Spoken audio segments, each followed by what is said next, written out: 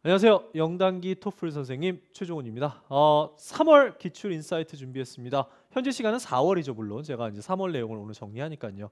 지금 굉장히 봄꽃, 특히 이제 벚꽃이 폈다가 금방 졌어요, 올해는. 그죠? 굉장히 안타까운데. 그러나 날씨는 굉장히 좋습니다. 그래서 이제 밖에 나가서 딱 놀기 좋은 그런 날씨라서 공부하실 때 굉장히 마음이 싱숭생숭하실 수가 있는데, 반대로 얘기하면 날씨가 좀 덥지도 않고 춥지도 않은 그런 날씨다 보니까 오히려 공부하기 좋은 날씨가 아닌가 하는 생각이 들어요. 그래서 이럴 때일수록 더 마음 다잡고 토플 공부 열심히 합시다. 예. 괜히 계획만 열심히 세우지 않고, 계획만 세워놓고 실행을 안 하는 그런 학생들이 굉장히 많은데, 그러지 마시고 이번에 딱 끝냈으면 좋겠습니다. 토플을요. 저와 함께. 자, 시작하겠습니다. 통합형 먼저 시작할 건데요.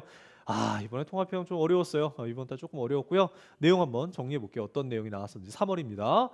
자, 일단 아케이디안 엠파이어의 멸망에 대해서 나왔습니다. 아케이디안은 그 메소포타미아 아시죠? 네, 그쪽 문명의 무슨 뭐 초기 문명 중에 하나고요. 그쪽 뭐 셈족인가 뭐 얘네들이 세운 문명이고요. 얘네들이 이제 멸망한 이유 세 가지가 나왔습니다. 그래서 리딩에선 어떤 세 가지가 나왔고 렉처에서 어떻게 반박했는지 나올게요. 멸망 시리즈 같은 경우에는 항상 나오는 게 가뭄 얘기예요. 항상 이거 기억하세요. 그러니까 토플에서 많이 나오는 뭐 멸망이 뭐 이집트 멸망도 있고 또 아나사지 문명, 미국의 인디언 중에 하나죠. 그래서 아나사지 문명의 멸망 또는 저기 아마존 또는 마야 멸망 또는 에케이디안 멸망 다 가뭄이 꼭 들어갑니다. 그래서 이거 좀 기억하시고 앙코르와트도 있네요. 앙코르와트의 멸망도 역시 가뭄이 꼭 들어갑니다. 그래서 멸망 스트레지에는 항상 가뭄이 들어가는데 이번에도 뭐 예상대로 두 번째 또 가뭄이 나왔고요. 자, 그래서 그러니까 죄송해요. 멸망이 주제로 나오면 상당히 좀 통합형 좀 쉽습니다. 다행히도 첫 번째 건 좀 쉬웠어요. 근데 두 번째, 세 번째 좀 어려웠는데 어쨌든 정리해 볼게요. 그래서 멸망한 이유로 첫 번째는 지방 도시들의 봉기. 그러니까 이제 예전에는 지방 정부들이 많았잖아요, 그죠? 중앙 정부가 있고 지방 정부가 있었는데 지방 정부들이 이제 중앙 정부 마음에 안 들어, 그래서 봉기를 일으켜서 멸망했다. 두 번째는 좀 전에 얘기했지만 가뭄 때문에 음식 부족이 발생을 해서 그래서 멸망했다 이렇게 나왔고, 세 번째는 다른 나라들과 불공정 거래. 이게 무슨 얘기냐면 다른 나라들하고 페어하게 트레이딩을 해야 되는데 항상 얘네가 좀 많이 먹고 다른 애들이 조금 먹고 뭐 이렇게 했나 봐요. 그랬더니 다른 나라들이 이제 연합을 한 거지. 쟤네 마음에 안 들어. 우리끼리 뭉쳐갖고 쟤를 무찔러 버리자. 뭐 이런 식으로 해서 좀 불공정한 무역 거래에 대한 그런 또 보복성으로 다른 나라들에게 당해서 멸망한 것이다. 이렇게 세 가지 리딩 내용이 나왔었고요. 이것에 대해서 반박 내용은 어떤 게 나왔었냐면 일단 지방 도시의 봉기에 대해서는 그 도시들, 즉 지방 도시들의 이미 성벽들이 케이디안에 의해서 이미 부셔졌다 이거예요. 얘네들이 굉장히 강력한 아미를 가지고 있었기 때문에 이미 걔네들의 방어 시설을 다 파괴해 놓은 상태였기 때문에 함부로 대들 수가 없었고, 대들었다 하더라도 금방 defeated, 그러니까 어떤 졌을 것이다. 얘네 지방 정부들이 이렇게 얘기를 했죠. 다음 두 번째는 이제 가뭄이나 음식 부족 때문이다 그랬더니 렉처에서 뭐라 했냐면 그 당시에 관계 시설, 이리게이션이라고 아시죠? 관계 시설, 물 이런 거, 그 농수로 같은 거 이런 것들이 굉장히 잘 되어 있었기 때문에 설사 가뭄이 있었다 하더라도 먼 곳에서 물 공급이 가능했다. 그렇기 때문에 가뭄 때문에 멸망하지는 않았을 것이다. 이런 얘기를 했고요. 참고로 요거는 뭐랑 비슷하냐면 바빌론이 멸망한 이유, 바빌론도 자주 나오거든요. 그래서 토플에서 그때 멸망한 이유에서도 비슷하게 나왔었습니다. 관계 시설이 잘 돼 있다 뭐 이런 거. 특히 이제 가뭄에 대해서 반박할 때는 관계 시설 얘기 많이 합니다. 그래서 요거 꼭 기억하시고, 마야 멸망도 그랬던 것 같아요. 마야 멸망 같은 경우에도 렉처에서 관계 시설이 잘 되어 있었다 뭐 이런 식으로 반박했었습니다. 자, 다음 세 번째, 이게 좀 특이하죠. 요 두 개는 멸망 시리즈에서 가끔씩 나오는 아이템인데 얘 같은 경우에는 좀 새로운 내용이죠. 뭐냐면 다른 나라의 불공정 거래, 뭐라 했냐면 오히려 이 아케이디언이 다른 파트너를 찾고 있었다. 다른 나라의 그런 파트너를 찾고 있었는데 왜 찾고 있었냐면 좀 더 이익을 얻고 또한 자원들을 좀 얻기 위해서, 얘네들이 자원들이 좀 부족했는데 다른 나라와의 거래를 통해서 어떤 좀 더 자원들을 얻기 위해서 불공정 거래하지 않고 오히려 파트너를 찾고 있었기 때문에, 즉 다른 나라와의 관계가 원만했다라고 반박을 했습니다. 네, 그래서 이런 식으로 치고받고 싸우는 내용이었습니다. 됐나요? 시험 보신 분들은 어떻게 포인트 잘 잡으셨나요? 아마 자기의 성적이 좀 통합형이 안 좋으셨다면 요 포인트들을 좀 잘 보시면 여기서 좀 어긋난 게 있었을 거예요. 자, 그다음에 두 번째 가죠. 두 번째는 타이탄의 어떤 특징에 대해서 나왔습니다. 타이탄은 토성의 위성이죠. 토성의 위성이고요. 이렇게 생겼습니다. 사진 잘 보이시는 나사가 최근에 찍은 사진이고요. 마치 그냥 언뜻 보면 약간 지구랑도 비슷하죠. 그래서 실제로 이 타이탄 같은 경우에는 뭐 대기도 있고 땅도 있고 그래서 마치 그 지구처럼 생명체가 살 수 있는 태양계 속에서 지구가 아닌 다른 곳, 즉 생명체가 살 수 있는 행성이 아닐까라고 이렇게 유추가 돼서 실제로 이제 그 뭐죠? 인공위성도 보낸 그런 곳이죠, 타이탄이. 그래서 이 타이탄에 대한 특징에 대해서 세 가지가 나왔어요. 굉장히 특이한 특징 가지고 있는데 첫 번째는 뭐였냐면 이 주제가 상당히 어려웠어요. 참고로 학생들이 이게 치고받고 싸우는 게 아니라 리딩에서 얘기한 거에서 렉처에서 그 내용을 좀 더 보충 설명해줬다 이렇게 들으신 분들이 굉장히 많았는데 사실은 아니었어요. 무조건 치고받고 싸우는 유형이었고요. 그래서 굉장히 어렵기 때문에 잘 들어보시기 바랍니다. 리딩에서는 원형으로 공전한다 그랬어요. 그러니까 공전이라는 거 하면 얘가 그 토성의 위성이었으니까 토성을 중심으로 했을 때 이 타이탄이 완전히 원형으로 이렇게 공전을 한다라고 얘기를 했고요. 두 번째는 뭐냐면 그 타이탄의 화산에 의해서 굉장히 이렇게 움푹 파인 곳이 있다. 그러니까 화산 활동을 통해서 움푹, 그러니까 튀어나온 게 아니라, 그러니까 아시다시피 화성에는 오히려 이렇게 큰 올림푸스인가요? 이렇게 큰 산이 있죠, 그죠? 근데 반대로 이 타이탄에는 이렇게 움푹 파인 곳이 있다. 이렇게 얘기를 했죠. 그다음 이제 화산 때문이다 이렇게 얘기를 했고요. 그다음 세 번째는 동쪽 바람에 의한 모래 언덕, 즉 동쪽으로 세게 부는 바람이 있다 보니까 그것에 의해서 이렇게 모래 언덕이 만들어진 게 있다. 굉장히 크겠죠, 그 규모가. 그래서 모래 언덕이 있다. 이렇게 세 가지 얘기를 했습니다. 그래서 동쪽으로 바람이 세게 불고 화산에 의해서 파여 있고 원형으로 공전하는 거에 대해서 얘기를 했더니 렉처에서 뭐라고 반박을 했었냐면 이게 상당히 어려웠어요. 자, 뭐였냐면 자, 첫 번째. 원형이 아니다. 뭐 당연한 얘기겠죠. 그렇죠? 반박을 해야 되니까. 원형이 아니다라고 하면서 그 근거로 뭘 제시했냐면 타이탄에게도 위성이 있다는 거죠. 그게 무슨 얘기냐면 토성의 위성으로 타이탄이 있는데 이 타이탄에 또 위성이 있는 거예요. 네. 이해하셨나요? 그래서 이 위성과 이 위성이 타이탄을 공전하고 있고 또 타이탄이 토성을 공전하고 있는 거죠. 근데 이제 이 문제가 뭐냐면 우리도 달과 지구가 이렇게 당기고 미는 힘이 있잖아요, 그죠? 그러다 보니까 우리가 이렇게 태양 주변을 완전히 원형으로 돌지 않죠. 약간의 타원형으로 돌고 있어요. 그래서 마찬가지로 얘도 이 달처럼 위성의 어떤 그 뭐라 해야 될까요? 영향력에 있다 보니까 타이탄이 위성의 영향을 받다 보니까 완전히 공전을 하지 않고 약간 이렇게 타원형 스타일로 이렇게 돌고 있다라고 반박을 했어요. 공전이 아니다 이렇게, 그러니까 뭐죠? 원형으로 도는 것이 아니다 이렇게 얘기를 했고요. 다음 두 번째, 타이탄의 위성의 영향. 그다음 두 번째는 화산으로 움푹 파인 것이 아니라 비에 의해서, 엄청난 양의 비에 의해서 움푹 패였다. 물론 타이탄에서 내리는 비는 다른 케미컬을 가지고 있죠. 물은 아닙니다. 어쨌든 그렇지만 그 비에 의해서 어떻게 움푹 파인 것이다. 화산이 아니다 이렇게 얘기를 했고요. 세 번째는 일단 동쪽 바람에 의한 모래 언덕 얘기했는데 일단 무슨 얘기를 먼저 했냐면 모래 언덕 자체가 쉽게 만들어지진 않는다 이렇게 얘기를 했어요. 왜냐하면 그 지구와 그런 어떤 그 뭐라 하죠? 우리 그 서 있을 때 그 뭐죠? 갑자기 까먹었네. 중력. 중력이란 단어가 갑자기 생각이 안 나. 그 중력이 훨씬 이 타이탄이 세기 때문에 모래 자체가 무거운 거죠. 지구보다 한 10배 정도 무겁대요. 그러다 보니까 바람에 의해서 일단 함부로 날아가지 못하고 모래바람이 잘 일어나지 않는데, 그리고 또한 또 한 가지는 뭐냐면 그 모래 언덕이 만들어진 이유는 뭐냐면 서쪽 바람에 의한 것이다. 그러니까 동쪽 바람이 아닌 서쪽 바람에 의해서 만들어졌다 이렇게 얘기를 했습니다. 네.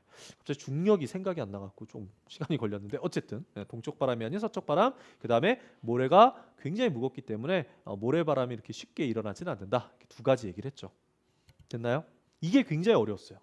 그리고 또 이 주제 같은 경우에는 완전 새로 나온 주제였어요. 토플 통합형으로 처음 출제되다 보니까 학생들이 굉장히 또 힘들어하기도 했고요. 그러니까 절대로 이렇게 뒷받침해주는 유형은 아니었습니다. 기억하시고요. 마지막 세 번째 갑니다.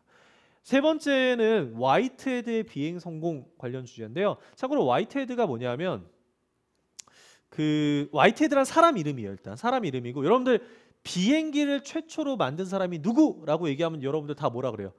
라이트 형제라고 하죠, 그렇죠? 근데 라이트 형제가 1903년에 만들었는데 그 최근에 코네티컷이란 주에서, 뉴욕 바로 위쪽에 있습니다. 그래서 코네티컷이란 주에서 뭘 발표했냐면 아니다, 라이트 형제가 처음이 아니라 코네티컷에 살던 화이트헤드라는 사람이 1901년에 처음으로 비행기를 만들었다라고 발표를 했습니다. 최근에 있었던 일이고요. 그 논쟁이 되는 거죠. 라이트 형제가 맞다, 아니다, 화이트헤드 맞다 이런 식으로 치고받고 지금 논쟁이 이루어지고 있는데, 근데 문제는 이제 반대쪽. 그러니까 화이트헤드, 그러니까 리딩에서 뭐라 그랬냐면 화이트헤드가 첫 번째가 아니다라고 얘기했어요. 그 근거로 여러 가지를 제시하는데 요걸 좀 보고 시작을 할게요. 자, 일단 화이트헤드가 실제로 그 비행을 했다라는 그림이고요. 그 다음에 요거 같은 경우에는 지금 잘 안 보이실 수도 있는데 사진이에요. 사진. 근데 사진이 어때요? 굉장히 불투명하죠, 그렇죠? 그래서 요거 좀 잘 기억하시기 바랍니다. 요 두 개 그림하고 사진 기억하셨나요? 그럼 시작하겠습니다. 리딩에서 화이트헤드가 라이트 형제보다 먼저 비행하지 않았다 그러면서 뭐라 그랬냐면, 첫 번째, 사진이 제대로 없고 그림만 있기 때문이다. 증거가 있다면 라이트 형제는 참고로 사진이 있습니다. 그래서 사진이 있어야지 그림 갖고는 증거가 안 돼. 또 한 가지는 아까 사진 보여드렸지만 너무 흐리멍텅하다. 저게 정말로 비행하는 건지 안 하는 건지 내가 어떻게 아느냐. 이걸 첫 번째, 비행하지 못했다는 근거로 제시를 하고요. 두 번째는 뭐냐면 날개가 하나였다 이렇게 얘기를 했어요. 무슨 얘기냐면 그 당시에 라이트 형제 여러분들 최초의 비행기 보셨어요? 그럼 이렇게 날개가 이렇게 2층으로 돼 있잖아요. 이렇게 두 개 이렇게 돼 있잖아요. 그죠? 이렇게 돼 있는데 화이트헤드 같은 경우에 하나를 가지고 있었기 때문에 그 당시에는 보통 3엽이나 쌍엽, 그래서 2개 또는 3개의 날개를 이용해서 날랐는데 얘는 하나였기 때문에 그건 비현실적이다 이렇게 얘기를 했죠. 그래서 다시 사진 살짝 보여드리면 보이시죠? 날개가 이렇게 하나밖에 없습니다. 그죠? 네. 그래서 비현실적이다 이렇게 얘기를 했고요. 세 번째는 화이트헤드에서 엔진을 만들어 팔았는데, 비행기용 엔진이요. 엔진을 말아 팔았는데 실제로 그 엔진이 비행기에 부착이 돼서 성공한 케이스가 없다 이렇게 얘기를 했어요. 그래서 엔진도 제대로 못 만드는 그런 화이트헤드가 무슨 비행기를 만들었겠느냐 이런 식으로 반박을 했죠. 그러니까 주장을 했죠. 근데 렉처에서 뭐라고 반박을 했냐면, 첫 번째, 이것도 쉽지 않았어요. 잘 보세요. 첫 번째는 그 당시, 그러니까 1901년이겠죠. 그 당시에 사진 기술이 뛰어나지 못했다. 아까 보여드렸지만 사진은 굉장히 그러니까 되게 애매한 그런 사진 찍게 되었고, 그 다음에 날씨가 굉장히 흐렸다. 그러니까 화이트헤드가 비행을 첫 번째로 한 시기에 날씨가 너무나 흐려서 사진 찍어봤자 잘 나오지 않는 날씨였다. 그래서 아까 그 사진이었고요. 두 번째는 날개가 하나였기 때문에 말이 안 된다 그랬더니 렉처에서 뭐라 했냐면, 최근에 그 화이트헤드의 설계도를 가지고 똑같이 한번 비행 실험을 해봤는데 성공했다 이거죠. 똑같이 한번 따라해봤더니 성공했다. 그렇기 때문에 1901년에 날 수 있었을 것이다 이렇게 얘기를 했고요. 마지막 세 번째, 엔진 판매에 대해서 뭐라고 반박했냐면, 그 당시에는 엔진이 문제가 아니라 비행기 자체를 만드는 게 문제였다 이거죠. 설계 자체, 비행기 뭐 날개라든지 동체라든지 이런 거 만드는 기술, 또 조립하는 그런 기술, 이런 것들이 딸려서 그러니까 비행기가 제대로 날지 못했던 것이지 엔진의 문제는 아니었다 이렇게 얘기를 했죠. 그다음 또 한 가지는 실제로 구매한 사람들이, 그 화이트헤드 엔진을 구매한 사람들이 뭐라 그랬냐면 그 엔진은 괜찮아요 라고 발표한 것도 있다 이렇게 해서 반박을 했습니다. 이것도 처음 나온 주제였어요. 그래서 상당히 학생들이 좀 어려워했고요. 그러나 뭐 아까 타이탄이 조금 더 어려웠던 것 같아요. 근데 이것도 어쨌든 새로 나온 주제였다 이렇게 정리하겠습니다. 그래서 이렇게 세 가지 주제가 나왔었어요. 역시 이번에도 뭐 통합형 주제는 뭐 다양한 주제들이 나왔죠, 그렇죠? 근데 꼭 기억하셔야 되는 게 계속 새로운 주제들이 많이 나오고 있기 때문에 기존의 주제를 뭐 이렇게 예를 들어서 뭐 백그라운드 knowledge로 배경 지식으로 외워놓거나 이런 것들은 그렇게 큰 의미가 없죠 이제는. 그다음에 두 번째는 다음 달, 그러니까 제 생각에 이제 4월이죠. 4월. 지금 4월이긴 한데 이제 3월 주제 기반으로 말씀드리니까 4월에는 아무래도 애니멀이나 플랜츠 관련 주제가 좀 나올 가능성이 높지 않을까. 또 5월 초까지 저는 애니멀이나 플랜츠 관련 주제가 나올 것 같아요. 특히 그 동물이나 또는 그 식물 관련 주제에서 꼭 나오는 게, 동물은 메타볼리즘 그런 관련해서 많이 나오고요. 그 다음에 식물 같은 경우에는 보통 날씨 얘기를 많이 합니다. 날씨 얘기 굉장히 많이 하니까 메타볼리즘이나 날씨 관련해서 그 반박할 거 나온다는 거 잊지 마시고 잘 기억해 놓으시면 좀 도움이 될 것 같고요. 그 다음에 이제 제가 제 통합형을 좀 더 많이 풀어보고 싶다 그러신 분들을 위해서 좀 팁을 드리면, 제 강의 중에 80플러스 정규 강의, 통합형 강의 보시면 좀 굉장히 많은 주제 다루고 있고요. 또 0단기 기본서다 보니까 워낙 많은 주제가 들어가 있습니다. 그 다음에 100플러스 실전 정규 강의, 거기에도 역시 통합형 주제들이 20개 이렇게 들어가 있습니다. 그래서 굉장히 도움이 되는 그런 강의니까요. 이 강의 보시는 것도 도움이 될 것 같습니다. 오케이? 자, 이제 독립형으로 가보도록 하죠. 자, 이제 독립형입니다. 독립형은 어떤 주제들이 있었는지 한번 볼게요. 일단 첫 번째 주제부터 제 실제 80 플러스 강의에 나왔던 주제가 똑같은 게 나왔어요. 그죠? 네, 보면 고등학생들이 해외여행을 가거나 아르바이트를 해야 된다. 1년 정도 동안. before, 뭐 전에 대학교를 가거나 취업하기 전에. 그러니까 고등학교 졸업하고 나서 바로 취업하는 사람도 있고 또는 대학교 가시는 분들이 있죠. 그러니까 간단하게 말씀드리면 고등학교 졸업하고 나서 1년 동안 해외여행이나 아르바이트 하는 거에 대해서 어떻게 생각하느냐 이걸 물어보는 그러한 주제가 되겠습니다. 자, 찬성할까요? 반대할까요? 당연히 그렇죠. 아르바이트나 해외여행은 하는 것이 좋겠죠. 그죠? 첫 번째, 제 만능 에세이 기준으로 먼저 말씀드리면 시야를 넓힐 수 있겠죠. 그죠? 이건 누구나 뭐 만능 에세이가 아니어도 누구나 생각할 수 있는 아이디어겠죠. 그러니까 뭐 아르바이트든 아니면 이렇게 해외여행을 다니면 다양한 사람들과 교류할 수 있고 또한 다양한 것들을 보고 또 느끼고 하면서 뭐 할 수 있겠어요? 시야가 넓어진다. 뭐 쓸 수 있겠죠. 굉장히 쉬운 첫 번째 아이디어가 되겠죠. 두 번째는 동기부여. 동기부여. 잘 보세요. 우리가 고등학교에서는 학교에서만 배웠던 어떤 그런 그 지식이나 어떤 정보 안에 갇혀 있는데 새로운 경험을 하게 되는 거죠. 학교에서 경험할 수 없는 어떤 새로운 경험이잖아요. 해외 여행이라든지 아르바이트 자체가요. 그죠? 그러다 보면 거기서 영감을 얻을 수 있죠. 또한 내가 진짜 하고 싶은 게 뭐구나. 그러니까 지금 고등학교 졸업이니까 20살이잖아요. 19, 20살이기 때문에 자신의 인생의 목표를 또 정할 수 있는 그런 시점이 될 수가 있겠죠. 이런 경험을 통해서. 그래서 동기부여. 이제 열심히 살아야겠다. 고등학교 졸업했으니 새로운 경험하고 또 이런 영감을 얻으면서 열심히 해야겠구나 이런 마음을 가질 수가 있겠죠. 세 번째는요. 취업도 가능하죠. 무슨 얘기냐면 아르바이트나 이런 취업과 달리 그러니까 지금 이런 아르바이트나 또는 해외여행을 통해서 문제 해결 능력을 키울 수가 있겠죠. 그러니까 고등학교 때는 선생님이나 아니면 부모님한테 약간 의존해서 살아오잖아요. 그죠? 그런데 이제 아르바이트나 또는 해외여행을 하게 되면 아무래도 좀 더 독립심을 키우게 될 것이고 또한 문제 해결 능력을 키우게 되겠죠. 그러면 회사에서 어떤 필요로 하는 그런 능력이 되겠죠. 그래서 이렇게 취업에 나중에 진짜 좋은 직장에 취업할 때 도움이 된다 해서 이렇게 세 가지 아이디어 정도를 낼 수가 있습니다. 근데 주의할 점이 있습니다. 뭐냐면 이 세 가지 아이디어 중에 뭐 두 개, 예를 들어서 뭐 동기부여랑 시야를 선택했다. 그랬다면 이거 쓰실 때 이 두 가지 아이디어에다가 꼭 써야 되는 게 뭐냐면 그러니까 그냥 한마디 살짝 추가하는 거예요. 그래서 이렇게 시야가 넓어져서 또는 동기부여가 되어서 회사나 대학교 갔을 때 도움이 될 것이다. 이렇게 한마디 하셔야 돼요. 그냥 단순하게 해외여행하면 이게 좋아요 이렇게 하고 끝내지 마시고 그래서 결국 나중에 회사 가서나 대학 가서 도움이 될 거예요 라는 말을 살짝 추가해서 마무리해 주셔야 돼요. 그러니까 그걸 쓰지 않을 경우에 좀 감점이 되는 경우가 있었고요. 또 한 가지는 너무 해외여행 위주로 쓴 학생도 있어요. 주제 분명히 아르바이트 하는 것에 대해서도 나왔었는데 그걸 무시해버리고 그냥 해외여행 위주로 쓰게 되면 굉장히 또 위험하게 점수를 받는 경우도 있었습니다. 오케이? 그래서 이 두 가지를 좀 아우르면서 쓰면 더 좋지 않았을까 하는 생각이 들어요. 네. 참고로 교재 제가 80 플러스 정규 과정 중에 9강에 이 내용을 다뤘습니다. 0단기 교재를 가지고 하는 강의죠. 다음 두 번째. 이 주제는 이제 새로 나온 주제예요. 새로 나온 주제고 상당히 어려운 보통 학생들이 삼지선다가 나오면 상당히 어려워하죠. 그래서 그런 스타일의 주제가 나왔고요. 그러니까 이거였습니다. 제가 문제가 너무 길어서 좀 줄여봤는데요. 뭐냐면 대학교에서 대학교 동아리에서 어떤 프로젝트 하나가 준비를 하려고 그래요. 근데 이제 예산이나 시간적인 면에서 봤을 때 딱 하나의 프로젝트를 해야 돼. 동아리에서 딱 하나의 프로젝트. 그랬을 때 어떤 프로젝트라는 게 좋으냐? 이게 주제가 되겠습니다. 그래서 첫 번째는 프라이머리 스쿨 학생들을 돕는 것이다. 즉 주변에 그러니까 대학교가 있으면 그 주변에 다른 초등학교가 있을 거 아니야 근처에 그죠? 그래서 주변 초등학교의 학생들에게 책 읽기 방법, 국어라든지 아니면 수학을 가르쳐 주는 것이다. 대학생들이 이렇게 초등학생들 과외 같은 거 해주는 거죠. 주변 학교에 있는 학생들에 대해서. 그게 첫 번째 아이디어.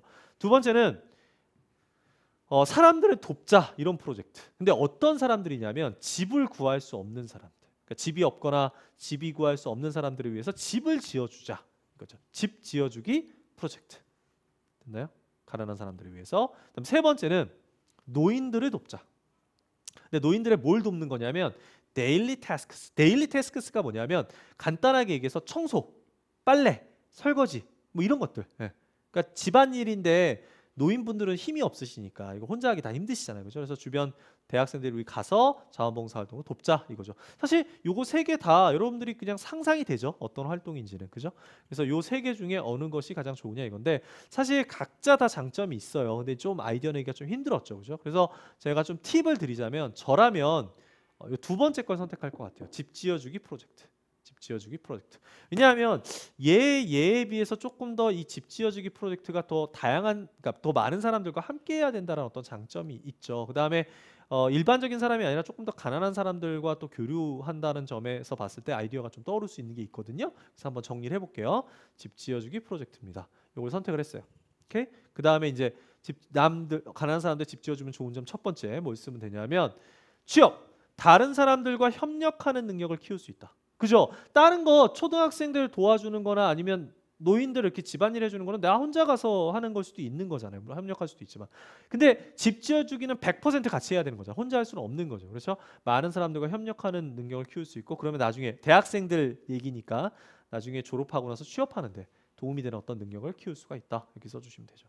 근데 혹시나 이거를 집 지을 수 있는 능력이 생겨서 취업에 도움이 돼요. 이렇게 쓰시면 안 돼요. 그건 너무 좀 그죠? 집 지어주기 능력이 취업하고 뭔 상관이지? 이럴 수가 있기 때문에 협력하는 능력 정도로 정리하시는 게 좋을 것 같고요. 다음 두 번째는요. 동기부여. 뭐냐면 초등학생이나 노인들 도왔을 때보다 아무래도 그 가난한 사람들을 도우면서 내가 더 열심히 살아야겠다는 생각이 들겠죠. 아, 나 정말 열심히 살아야지. 그죠? 나 좀 내가 이들을 돕기 위해서 여기 밑에 써놨지만 이들을 조금이라도 더 돕기 위해서는 내가 성공하는 수밖에 없을 거야. 그래서 원래 봉사활동을 하고 나면 더 뿌듯해지고 그러면서 내가 더 열심히 살아가게 되잖아요. 그들의 모습을 보면서 또 교훈도 얻게 되고 그러니까 그런 거 써주는 거죠. 그러니까 가난한 또 어려운 사람들 홈리스죠. 이런 사람들 도우면서 내가 좀 더 열심히 살아야겠다는 의지도 강해지고 더 도와야겠다는 의지가 생기면서 학교 생활을 더 열심히 하게 될 것이다. 대학생들이니까요. 이렇게 쓰는 동기부여를 쓰셔도 좋습니다. 그래서 이렇게 두 개 쓰시면 되고 한 가지 조금 어려운 주제지만 기쁜 소식 하나 전해드리면 이런 주제 나왔을 때 굳이 초등학생 돕는 거랑 그 다음에 나이 든 사람 돕는 거랑 비교하실 필요는 없어요. 이제 비교하실 필요 없고 얘 위주로만 쓰셔도 돼요. 아 물론 엘더리 선택하셨거나 프라이머리 스쿨 스튜던트 돕는 거 선택하셨어도 마찬가지예요. 굳이 비교하지 마시고 얘 장점이 있다 싶으시면 얘 장점 위주로 딱 쓰세요. 그러니까 보통 삼지선다 할 때 학생들이 힘들어하는 게 뭐냐면 나머지 두 개랑 비교하려고 하다 보니까 굉장히 아이디어 내기가 쉽지 않을 때가 많거든요. 근데 그냥 이럴 경우에는 굳이 그러니까 비교점이 딱 생각이 나면 물론 쓰겠지만 생각이 안 나는 걸 억지로 고민하실 필요 없고 바로 자신의 아이디어 중심으로 그냥 글을 쓰셔도 최근에는 점수가 잘 나오는 편입니다. 그러니까 굳이 비교에 대해서는 이제 스트레스를 받지 말아라라는 팁을 좀 드릴게요. 됐나요? 이제 마지막 주제 얘도 좀 자주 나왔던 주제인데요. 뭐냐면 우리가 이사 다니면 안 된다. 새로운 지역으로 가면 안 된다. 또는 새로운 나라로 가면 안 된다. because 왜냐하면 우리가 기존의 친구, 올드 프렌즈니까 뭐예요? 기존의 친구들을 잃을 수 있기 때문에. 그러니까 예를 들어서 제가 뭐 집이 부산이라고 칩시다. 그러면 서울에 가면 안 된다. 왜? 부산 친구들이 잃을 수 있으니까. 뭐 이런 게 주제로 나온 거죠. 이거 어떻게 할까요? 이사 가야 돼요? 아니면 그 친구들을 위해서 그곳에 머물러야 되나요? 이건 아마 뭐 제 만능 에세이 쓰든지 안 쓰든지 간에 상관없이 아마 이렇게 느끼실 거예요. 그죠? 당연히 이사 가야 된다죠. 아이디어도 아주 간단합니다. 첫 번째 당연히 C하죠. 아까랑 겹치는데 더 많은 사람들과 교류하게 될 수 있고 다양한 것들을 볼 수 있기 때문이다. 그래서 시야가 넓어진다. 다른 지역 가니까요. 그죠? 그래서 이건 뭐 간단하게 정리될 수 있고요. 두 번째는요. 또 동기부여 쓰시면 돼요. 뭐냐면 새로운 문물, 기존에 알고 있던 것, used to라 하죠. get used to, 익숙한 것이 아니라 어떤 new one, 새로운 것을 경험하게 되면 거기서 영감을 얻고 또한 인생의 목표를 새로 세울 수가 있죠. 아, 새로운 곳에 가보니까 아, 내가 진짜 잘하는 게 이거였구나 이런 걸 발견하면서 공부든 일이든 열심히 할 수가 있겠죠. 왜냐하면 이 주제에서는 아까는 뭐 나이 제한이 있었지만 이번 주제는 나이 제한이 없죠. 그렇죠? 그렇기 때문에 그냥 공부나 일을 열심히 하게 된다. 둘 다 써주시면 돼요. 그러니까 예를 들면 저도 그래요. 강사인 저도 제가 다른 OT 같은 데서도 말씀드렸는데 저는 그러니까 유학 가기 전에 미국으로 가기 전까지는 제가 뭘 좋아하는지를 몰랐어요. 아, 내가 뭘 하고 싶고 앞으로 어떻게 살아야 되고 이런 거 잘 몰랐어요. 대학교를 졸업했음에도 불구하고. 근데 제가 어학연수하러 미국에 딱 가고 나서 보니까 미국에서 이제 어학연수 하면서요. 영어가 너무 재밌는 거야. 영어가 너무 재밌고 또 한 가지는 이 영어 이렇게 재밌게 배우는 영어를 또 가르쳐 보고 싶다. 이 가르치는 게 굉장히 재밌겠다. 티칭하는 것이 라는 그런 어떤 그 느낌을 갖게 됐고 또 목표를 세우게 되었거든요. 저 같은 경우에도. 그래서 어떤 새로운 곳으로 이사 가는 것은 상당히 도움이 되죠. 그러니까 제가 이 주제를 떠나서 여러분들도 마찬가지죠. 지금 교환학생 준비하시거나 유학 준비하시는 분들이실 텐데 그게 굉장히 중요한 거예요. 점수 받아서 유학이나 교환학생 가시면 자신이 보는 시야, 그렇죠? 시야도 넓어질 뿐만 아니라 아 내가 이제 뭘 해야겠다라는 목표가 생겨요. 지금 하고 있는 게 자신의 적성이 아닐 수도 있다라는 거죠. 더 대단한 게 있을 수도 있습니다. 또 포텐이죠. 그러면 자신의 어떤 잠재력도 발견할 수가 있습니다. 그래서 꼭 가셔야 돼요, 여러분들 유학. 저와 함께 토플 마무리하고요. 그죠?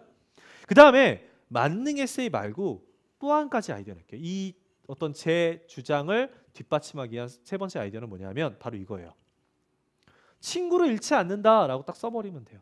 짧게라만 써주면 되게 좋을 것 같아요. 왜냐하면 최근에는 인터넷이나 또는 스마트폰, 모바일 기기라 그러죠. 모바일 디바이시스 뭐 이렇게 하셔도 괜찮아요. 어쨌든 모바일 기기나 또는 인터넷을 통해서 언제든지 친구들과 연락이 가능하기 때문이다. 뭐 대표적인 게 뭐 있어요? SNS. 그죠? SNS나 또는 전화 이런 것들을 통해서 친구들과 또 영상 통화도 가능하죠. 그렇죠? 그래서 언제든지 친구들과 연락이 가능하기 때문에 새로운 곳에 간다라고 해서 친구들이 잃는 것은 아니다라고 짧게나마 본론 한 개 정도를 그죠? 굳이 예시 안 들어도 좋으니까 물론 한 개 또 쓸 수 있다면 물론 예시까지 해갖고 하나 예를 써주시면 더 완벽할 것 같아요.